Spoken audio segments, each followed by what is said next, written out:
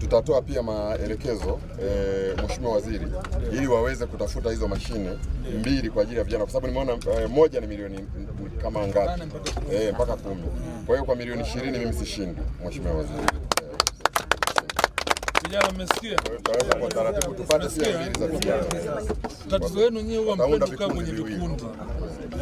Lazima ukae. Mtakaa kwenye vikundi, si ndio? Hii fursa imewajia hii. Badala ya kwenda kuhangaika huko kuingia chini huko, mimi sipendi ile jina lenu lile. Sasa hivi mwe mna Joe Crush hapo ya kwenu, au sio? Sawa. Sawa kabisa. Kwa hiyo kuna halmashauri, kuna mkurugenzi pia naye nimemwelekeza. Kwa hiyo tutakuja zaidi ya hizo ambazo zimeombwa hapa. Sawa. Kwa hiyo nyinyi jukumu lenu kaa kwenye vikundi vijana. Msigombane, au sio?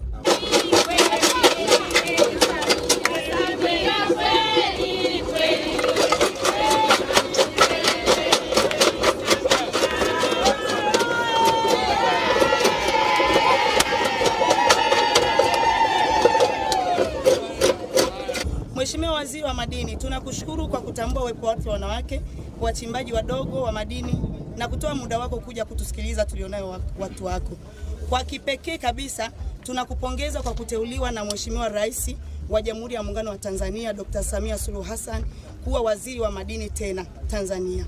Tuna imani na utumishi wako, kwani mengi mazuri umeyafanya katika sekta ya madini, hasa wachimbaji wadogo wa madini. Kikundi hiki Umoja ni Nguvu Wanawake ambacho makao yake ni kata ya Mwakitorio, kikundi hiki cha wanawake wanaojihusisha na uchimbaji mdogo, tuliamua kuungana na kuunda kikundi cha Umoja ni Nguvu Wanawake ili kwa namna moja nyingine tuweze kujikwamua kiuchumi na kuondokana na wimbi la umaskini baina ya wanakikundi pamoja na jamii inayotuzunguka.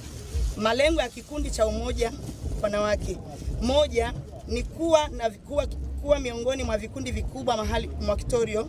2, kuanza uchimbaji katika leseni yetu ambayo ipo mkoani kijiji cha Mbogwe ambao ni block B 61B.